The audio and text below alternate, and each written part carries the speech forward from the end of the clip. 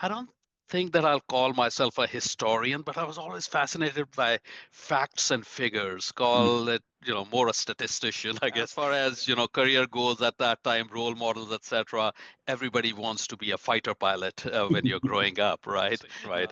I would not change anything Mhm. about my college years or even for about my childhood. That was very, very rewarding. So what you do with the opportunities that are given to you, that is the most important. So opportunities are Absolutely. Yeah. aplenty everywhere. Right. But I was always very interested in the human aspect of how problems are solved rather than just the technical side. They were very focused on the customers, and rightly so, right? The customers are who is paying our paychecks, right? Without Right. customers, we are nothing. So Right. we really need to listen to the customers. We need to have avenues for customers to provide us with feedback, whether it's positive or not, and Mhm. we need to act upon it, right? It's our duty. Being honest, right? Being forthright to the customers. It's okay not to pretend to be perfect, right? To show your vulnerability, to acknowledge fault, but more importantly, also to learn from the errors and apply them to make sure that that particular error never happens again. I think everybody's talking about shift left, right? Mhm. So how do you go from the reactive to proactive to predictive to preemptive support? Mhm. Ideally, you do not want the problem happening in the first place. Right. So the product should recognize an error and have self-healing. Many businesses survived COVID. We all went Mhm, through that. mhm. And, what lessons have businesses learned in terms of customer intimacy during a time when it was not possible to meet a customer in person? Any books that you recently read or you recommend highly that come to your mind? Hi, viewers. My name is Upesh Jain. Greetings from the San Francisco Bay Area. I'm the host of the Exec Talk channel, a forum I started to talk to CEOs, executives, and other luminaries about their journeys and distill their experiences and learnings for our viewers' benefit. Today, we have the honor of talking to Deepak Chawla, Senior Vice President, Global Product Support at UiPath. Deepak has over 15 years of demonstrated achievement in all phases of support and services, including setting up strategy to deliver accurate and timely solutions, building teams, interfacing with internal and external stakeholders, and managing critical situations. He's passionate about customer advocacy and satisfaction to drive quality into products and processes and to improve continually. Deepak started his career at Sybase, a pioneer in database technology, in the engineering ranks, and then transitioned and caught on to the theme of customer support, leading up to his current role at UiPath. In between, he worked for companies like Nutanix, Citrix, Cisco, Model N, VMware, and Broadvision in various customer support affiliated roles. Deepak has an undergrad in computer science from IIT Roorkee, an MS from University of South Carolina, and an MBA from the University of Cincinnati. Deepak, it's quite the trajectory starting as an engineer, and I'm really excited in talking to you about your journey and distilling nuggets of wisdom for me and my viewers. Thanks for making time for me. Lopesh, it's a pleasure to be here, and thank you for the honor and the privilege, and thank you for the kind introduction. I'm really looking forward to this conversation, and it's great to connect.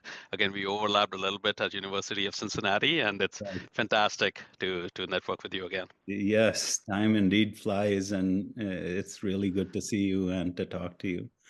So, Deepak, let's go back a little bit since we're talking about past time. And Deepak, tell me about who Deepak was as a child, and tell me about your early life role models, what interests you had up until college. Absolutely, that's going a long way back, but yeah, from what I recall, right, I think I was born in India, and my dad fortunately had, I call it fortunately because I think I learned a lot out of it, had a transferable job. So I spent a lot of my childhood in Delhi, in Haridwar, in Chandigarh, in Chennai. Mm-hmm. And I think got to learn a lot about different cultures, different people, what motivates them, etc. So I think that it was a very rewarding upbringing that I had. Starting out, even as a kid, I was very inquisitive, Mm-hmm. and I don't think that I'll call myself a historian, but I was always fascinated by facts and figures. Mm-hmm. Call it, more a statistician, I guess, than Yeah. than a historian. Um, very interested in sports, as all kids are, playing cricket, playing tennis, as I was growing up, and then also very interested in cultural activities. Mm-hmm. Singing, dramatics, debate, trivia, and through that, I think I made a lot of friends, very large network, and a real great community Mm-hmm. that I both gave to and received from as well. So I would say my childhood was fantastic. As far as career goals at that time, role models, etc., everybody wants to be a fighter pilot when you're growing up, right? Yeah. Um, but I came from a background where my mom was an economist, my dad was an engineer, and those were kind of the two areas that I pursued. And definitely my parents were Mm-hmm. uh, big role models for me, besides all of the luminaries during that time. Mm-hmm. And it was a hard choice going through school because whether to go into chartered accountancy or go into engineering, and I chose the latter. And my dad is still pretty happy until this day. Yeah, yeah. It seems like you had a very well-rounded childhood, and you know, eventually you took into consideration both the interests of your father and mother, as you did an MS as well as an MBA. So, okay, so you went to IIT Roorkee to study engineering. How was your experience there, both in terms of education and laying the foundation of what you stand for today? Great question there, Upesh. The experience there was amazing, right? I would not change anything Hmm. about my college years or even about my childhood. That was very, very rewarding. Hmm. So I think what I learned in Roorkee, as most of us do, it was my first time away from home. Hmm. So obviously you learn independence, and you learn to face the world, which gives you some level of confidence, right? Right. Um, but I think more importantly, what I learned was the skill of time management. There was Hmm. just such an open world out there with so many opportunities, whether it came to sports, whether it came to cultural activities, and of course, academics and grades were important, right? So, Hmm. how do you balance all of those and still hit the high points is Right. definitely something that I learned there. Hmm. I still get nightmares. I don't know if that's just me being weird or it's true of everyone, but I still get nightmares sometimes, and I wake up with a cold sweat just dreaming about triple integrals over an ellipse. That's something that I've never practiced in my life. So why did we learn that? But Right. I think over time, I learned to reflect that what we were learning, we were not expected to apply as is. Hmm. But I think the skills that we garnered from that were very valuable to take us through life, namely performing under pressure. Would, Hmm. would was definitely a trait that I learned at Turkey, and the other thing that I would say is just building analytical skills. So, Hmm. given any general problem, how do you collect the right data? How do you assess that? And how do you apply it towards a solution? Right. So, those were kind of the skills that I think I was able to hone. And I Hmm. know people talk about college rankings and what's the best place to go to, etc. I think it is somewhat overrated. Hmm. It's what you do with the opportunities that are given to you, that is the most important. So opportunities are Absolutely. Yeah. aplenty everywhere, Hmm. but as you start to go through that and figure out what's important to you and make sure you make use of those opportunities, regardless of where you end up in college. I think yeah, it's a very rewarding experience. Yeah, you bring up great points. I mean, time management is relevant throughout life, right? In all departments of life. Mhm. And then I think what you're also alluding to is a structured way of thinking and a critical way of thinking, right? So that you can divvy up any problem or issue into bite-sized chunks and approach it in that manner for taking care of it or solving it. So all great points, Deepak. So Yeah. how about your experiences in the US? I mean, from Roorkee, you came to do a master's. Did you notice anything different in the approach or the rigor? I mean, what has stuck from that time with you? Yeah, that's a great question again, Upesh. Definitely the approaches are different, right, in terms of the education. And it is changing, it is evolving as we figure out what is the most effective, what is gives you the highest return on investment, I guess, in terms of education. In India at that time, there was a lot of focus on rote Hmm. memorization, Cramming, yeah. focusing Hmm. on Hmm. the STEM side of things. What I've found in education in the United States is that it's a lot more rounded, and there's a lot more focus on learning, Hmm. right? So it's not directly what you read or the formulas, etc. It is more how you apply them and how they make sense to real world examples. So that Right. definitely was a change. But again, going beyond education, I think United States represents a great a melting pot for the world, Hmm. right?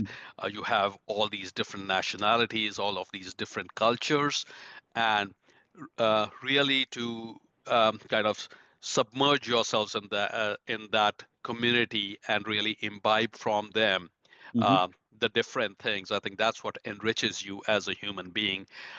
One thing that I would say is I got the travel bug out of coming to the U.S. because I saw all these folks and met with all these folks, ate their food and understanding their culture. I wanted to go and visit all of those across the world, and I think to date I've maybe visited about 50 countries in the world. I know of friends that have visited over 100, so it's Hmm. not really the number, it's the experiences. Yeah. Um, but I think it's the greatest education that you can get Right. is by going to other parts and really experiencing what they do and why do they do that, right? That Right. really expands your horizons. And just funnily enough, the other day I was talking to my 23-year-old daughter, Hmm. and we were just comparing the countries we've been to. And as I said, I've done maybe 50. She is pretty close to that number, and she's Wow. 23 years old. Yeah. Did my first international flight when I came to graduate school when I was 21.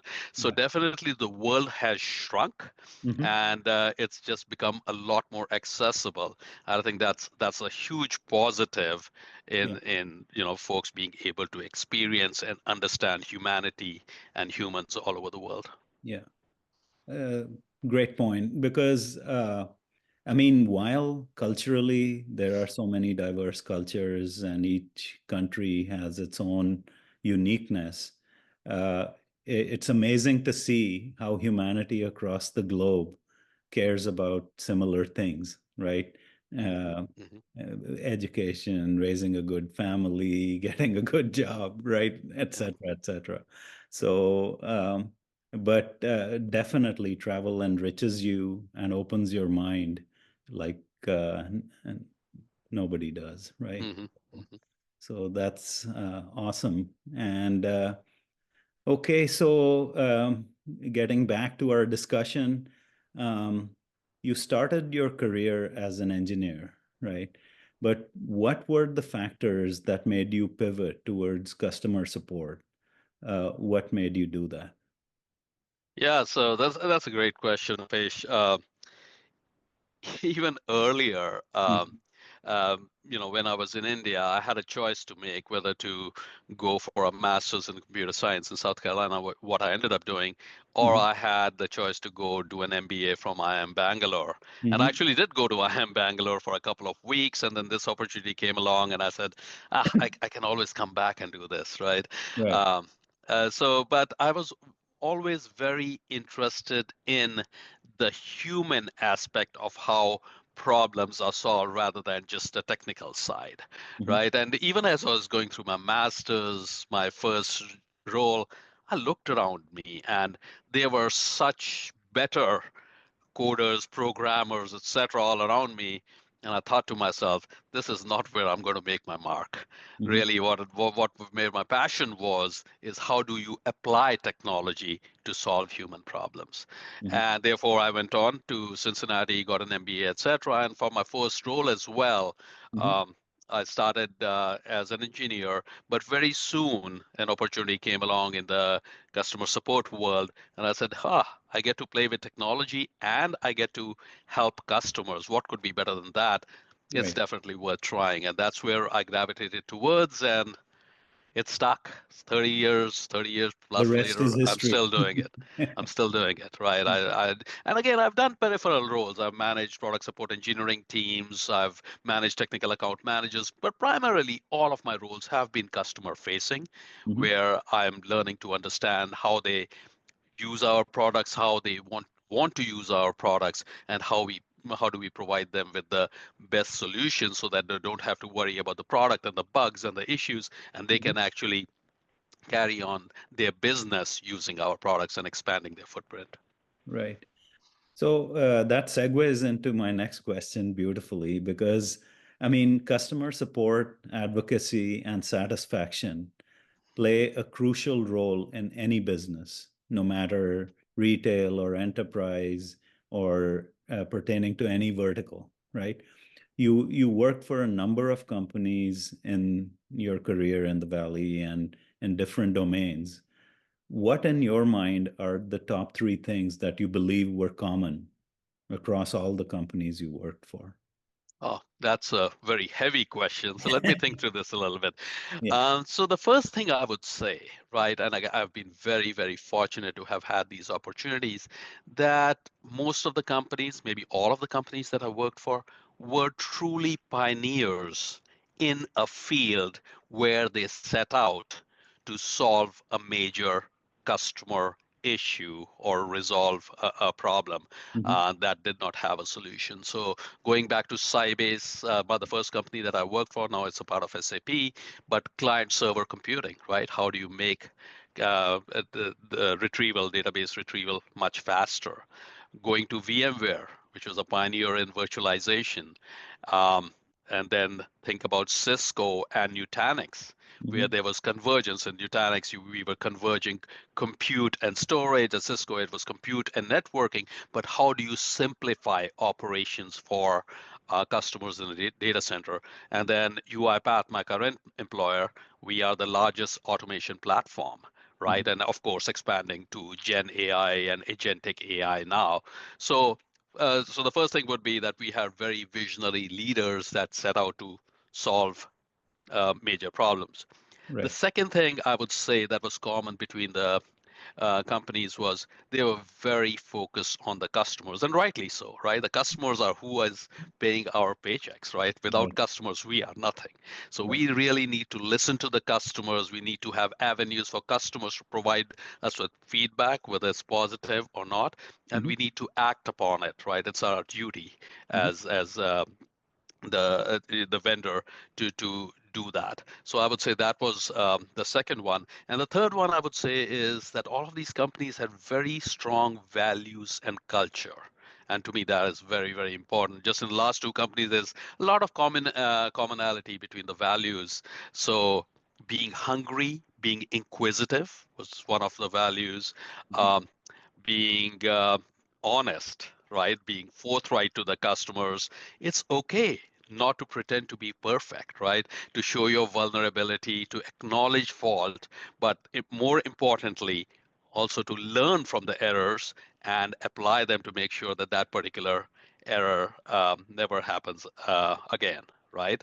So I would say honesty was another value that we follow. And last but not the least, humility, right? Mhm. The moment you believe you know more than the customers, you know everything, that's the beginning of your downfall, right? Exactly. Always be very open to listening, receiving feedback, acting on your feedback, expanding your horizons. So I think all of these companies Right. had this in common, and that's why I feel very fortunate to have worked for a number of good companies in the Valley.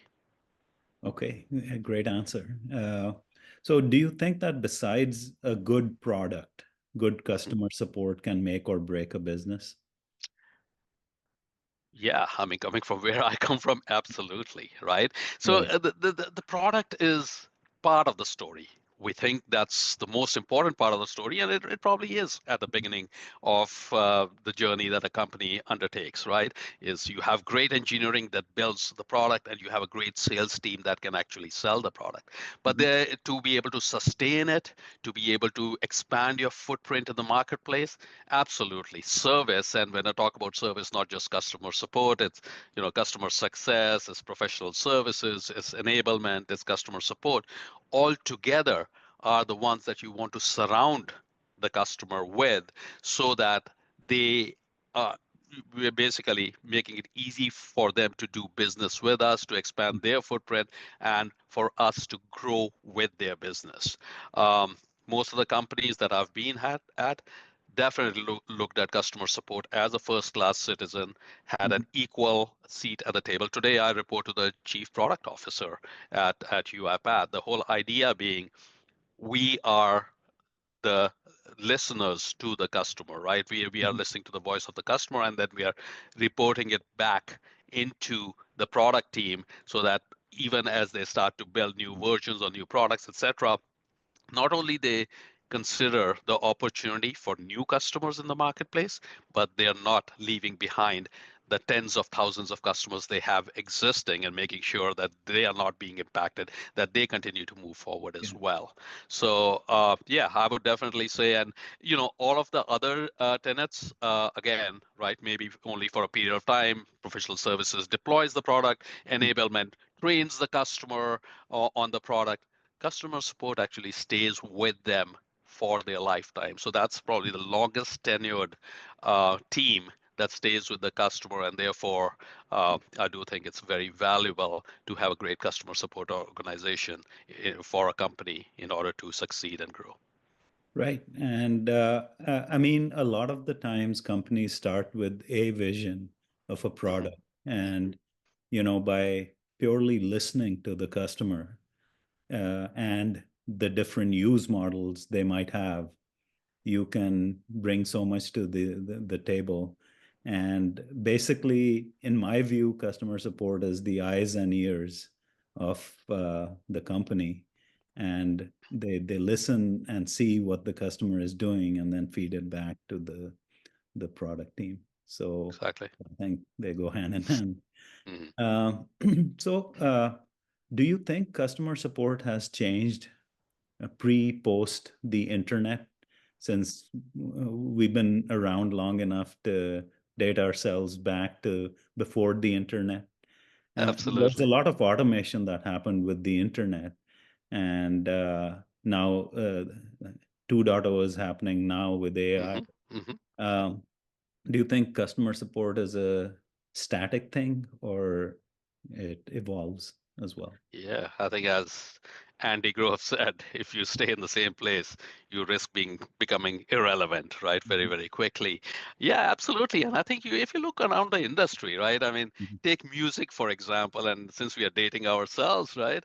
When Mhm. I was growing up, what did we have for music? We had the vinyl records and we had Mhm. the radio, right? And then we That tape. evolved to cassette tapes, and then we went to CDs, and then we went to DVDs, and then we went to solid state devices, right? The thumb drives or storing it on a The server. And iPod. now we are Mhm. into streaming. Mm-hmm. And of course, vinyl is coming back as well, right? So life goes around a full circle, but very similar to that tech support as well, right? So as I was doing my first tech support job at Sybase, there would be international customers that would send us faxes coming through fax machine, which had stack traces from errors that they had got, and then you would take those stack trace and you would search in the code and try to figure out what function they were coming from and debug that to see where the error may be, etc. Right? So those are the old days. Now, of course, with the advent of the internet, email support became very mainstream, right? Then the Mm-hmm. phone wasn't as important, definitely for complex problems, multi-transaction problems, phones were still very important, but email went a long way there, right? And then if you look at the world today, right, or even prior to that, customer portals, right?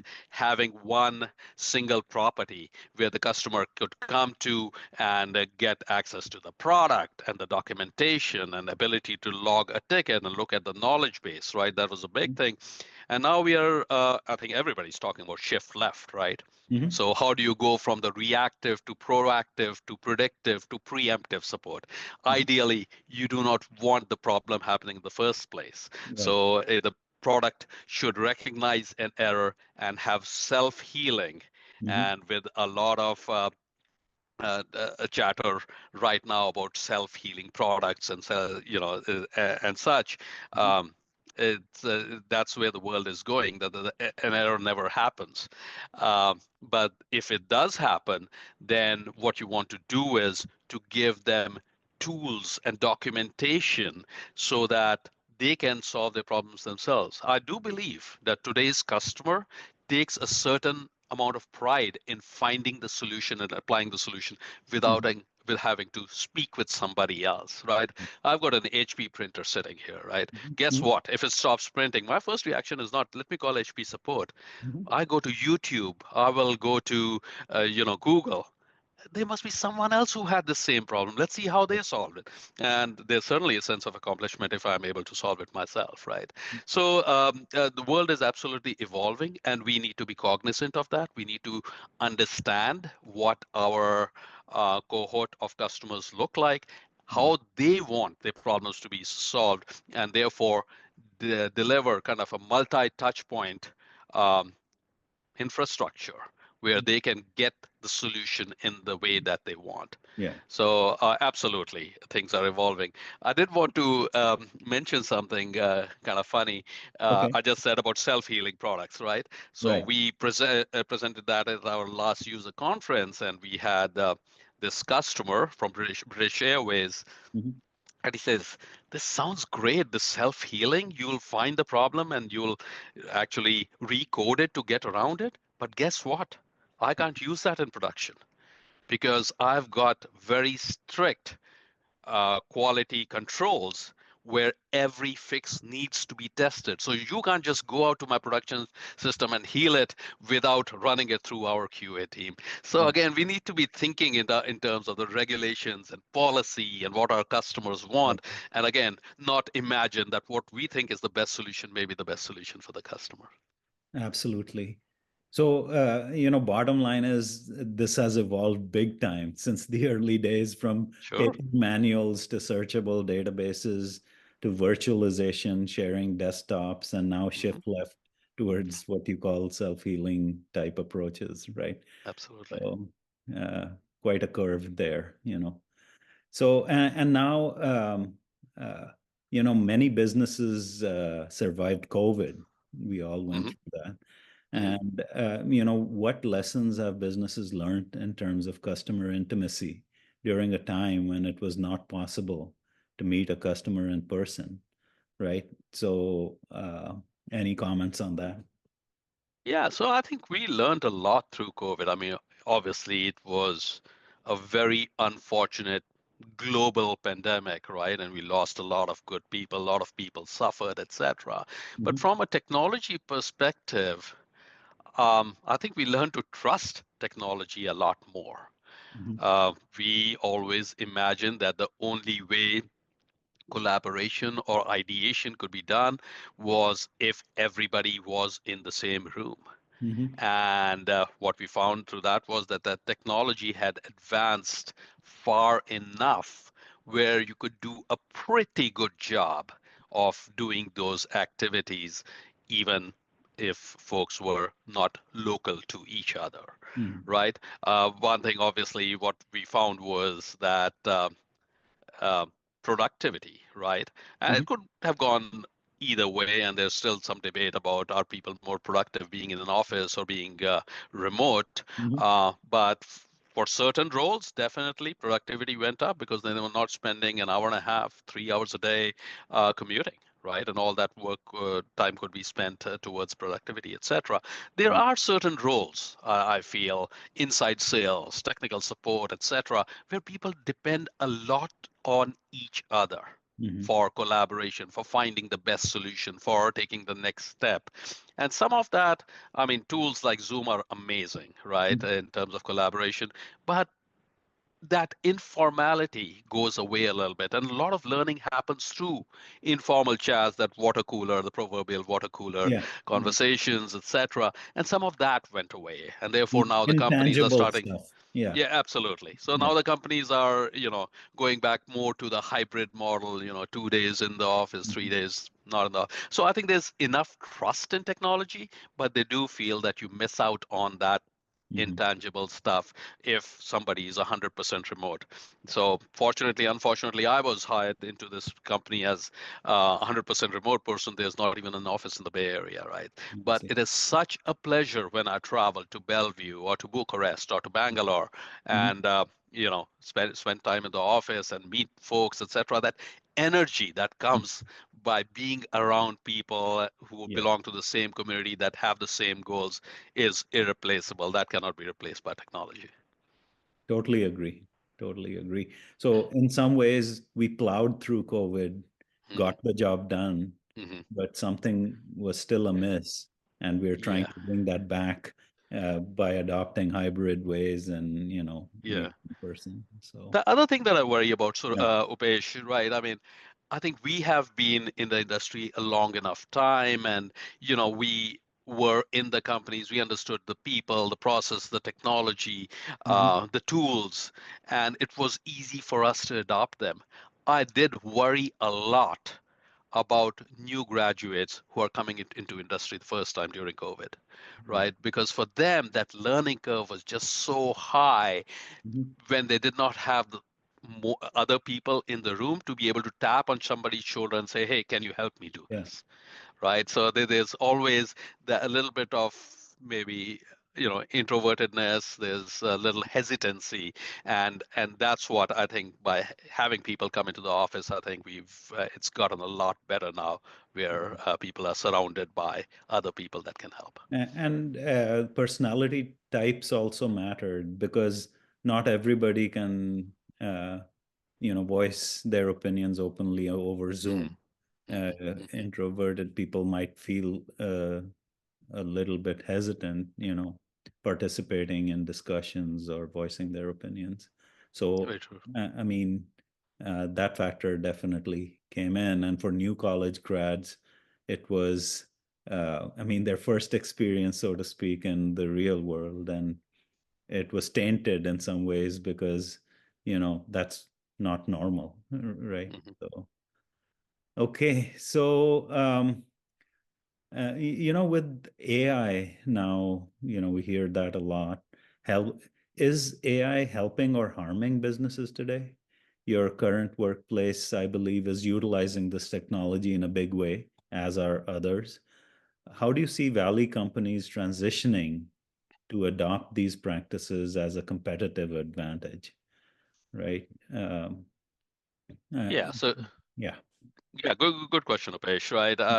So again, I think we were the automation platform, the pioneer in building an automation platform, and AI is nothing but an extension of it, right? I mean, so what is automation? Automation means that there's a very clearly defined product problem. I'm sorry, and you've got all of the data available, and it's basically a big if then else statement or a case statement to say if these conditions are met, this is what you go out and do. And there's definitely some level of complexity, right? For example, there's an old application and there's no way to upgrade it, etc. And you've got things like screen scraping, where your program is actually reading the screen and figuring out where in a particular cell a particular value is and copying that over to another application, etc. But basically, it's a very finitely defined thing.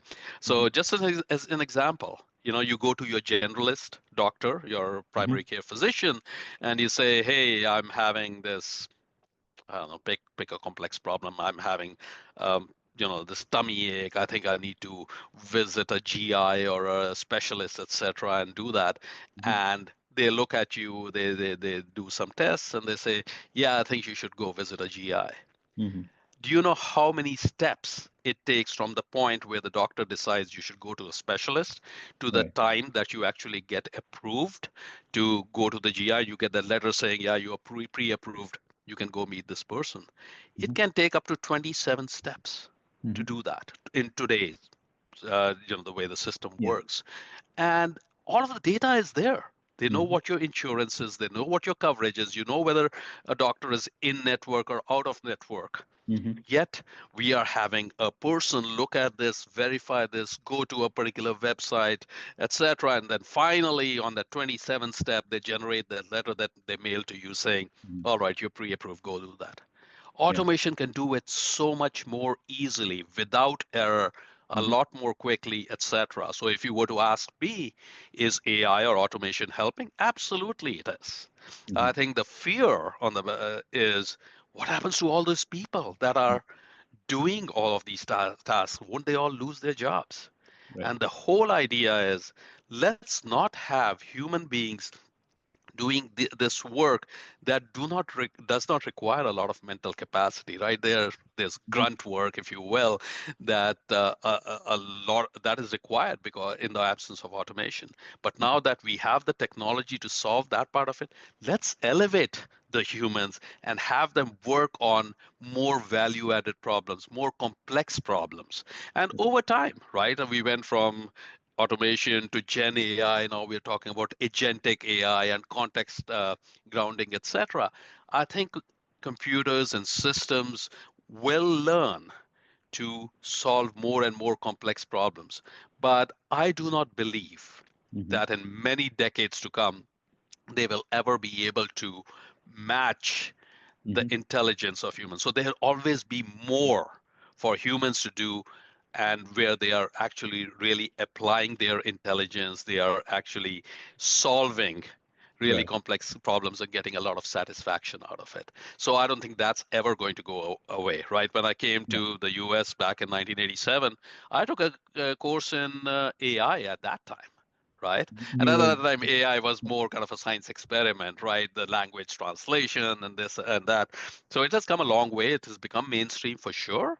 But I think AI is absolutely great for the industry as long as it is applied in the right way and all of the considerations are taken into account in terms of not harming humanity or The ethics dark side. anywhere. Yeah. Yeah.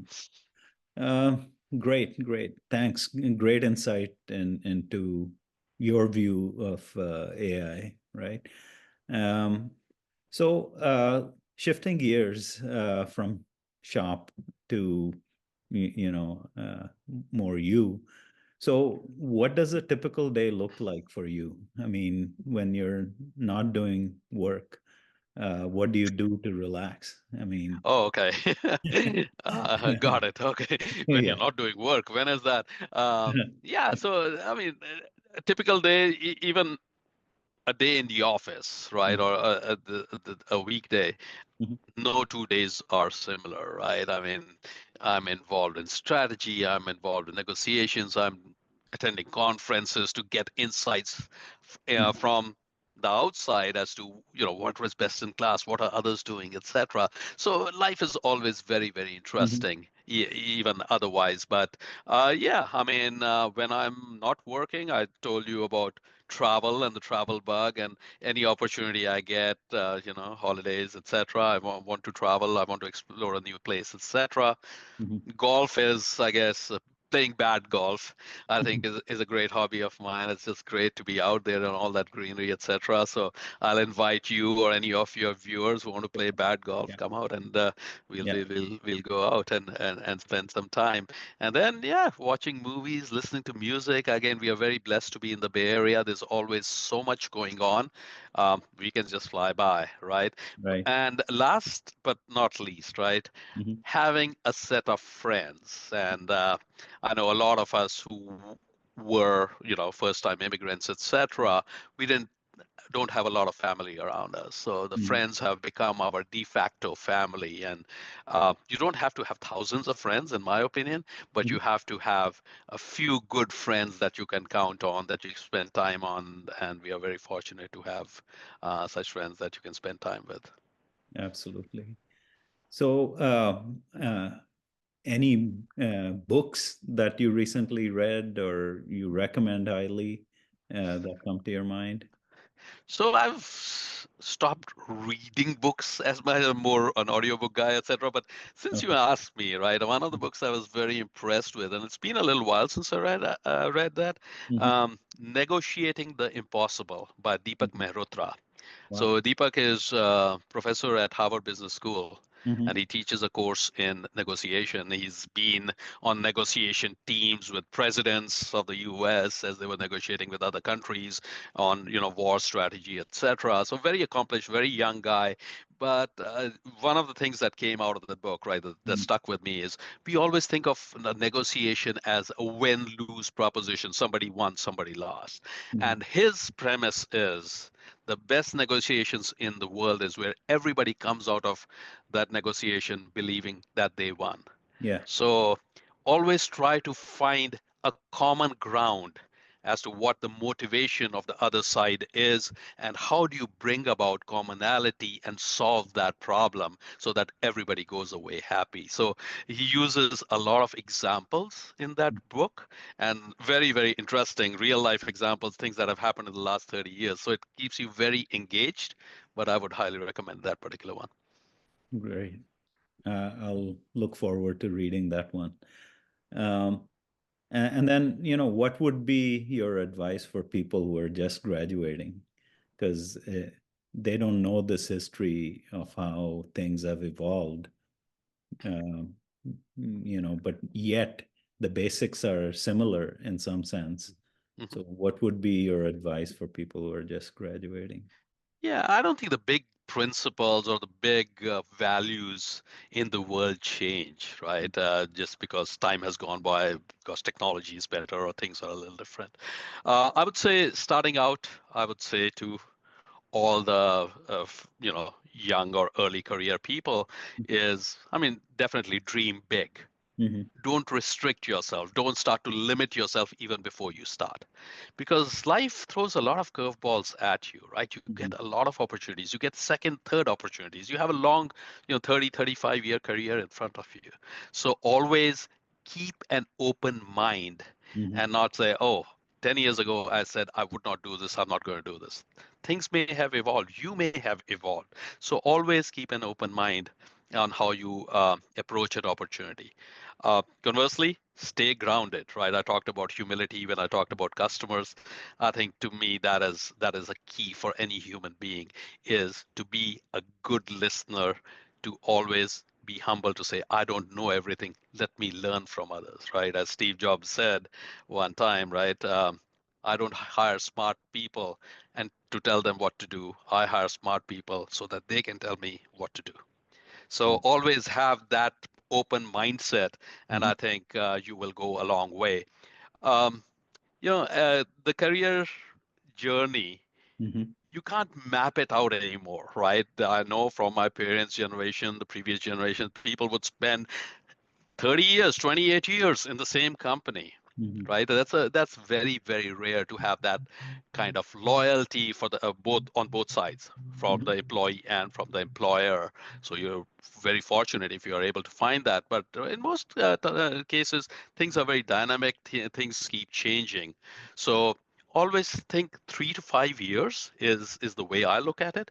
What Hmm. do I want to do with 3 to 5 years? What's the next step in my journey, right? And how do I get there? And then focus on that And I think that having that step function just helps you build a good career. And then conversely, don't jump to the first opportunity that comes along, right? Think through it and make sure that in a general sense it is taking you in the right direction and it's not really setting you back just because they decide to pay you something more, etc. Right? So always evaluate what your long-term goals are and how you will get there. So have kind of a balanced approach there. And then I would say power of networking. One can Mhm. never underestimate that, right? So be it friends, be it a peer group, if you're fortunate enough in your career to find a mentor or a coach or a guide, hold on to it, Mhm. right? That's a very rare thing, but if there's a meeting of the minds and somebody can guide you through your career that Mhm. you trust, um, absolutely, that's invaluable, right? Some of us are able to find one, a lot of us don't, right? Yeah, But yeah, I would say always continue to expand your network and hopefully it'll, your community will help you grow as absolutely. well, right? And the final thing I would say Mhm. is always keep your career in perspective. In Mhm. my opinion, the career is not the most important thing in your life. It is important, no question, right? That's what we aspire to, that's what we dream of, etc. But there are two things that are more important than a career, in my opinion. One is health, the Mhm. other is family. Mhm. So do not ever compromise on those two things if you want to be happy and feel successful, right? If you don't have health, you have nothing. Mhm. And then if you put your career before family, you can have longer term repercussions, right? Family is for life, Mhm. is the way I look at it. Career, yes, companies come and go, right? I mean, hopefully you find a good company that you stay with for a while, but Yeah. you may not have just one company for life. Family, hopefully you have one for life. So always keep things in perspective, and as you are taking decisions, as you're growing, um, bounce things off people and make sure that you think through the long term before taking a major decision. I think and as I said, opportunities are plenty. I Yeah. have missed out on some opportunities in the past, and they have come back a few years later. So don't think, oh, if I don't do this right now, I'll never get this again. Right now is not the best time, but let me just try to do it. Right? Don't compromise, and I think Absolutely. you'll be fine. Very well put, Deepak. I mean, you can see the voice of experience delineating these wise words here, you know. So, thank you, Deepak. I really enjoyed talking with you, and you know, thank you for your time. I want to really acknowledge you for this conversation, and my viewers will definitely benefit from this. Any parting thoughts before we come to a close here? I think I've said enough, but it's been an absolute pleasure being Mhm. with you, Peish, and sharing some thoughts and sharing some ideas. Always something that I look forward to. And if any of the viewers wants to reach out to me, I'm on LinkedIn. I will be happy to speak with you. And anything I can help do would be a privilege. So thank you once again for having me on the show. Thank you, and take care. All right, take care of yourself. Cheers. Bye now.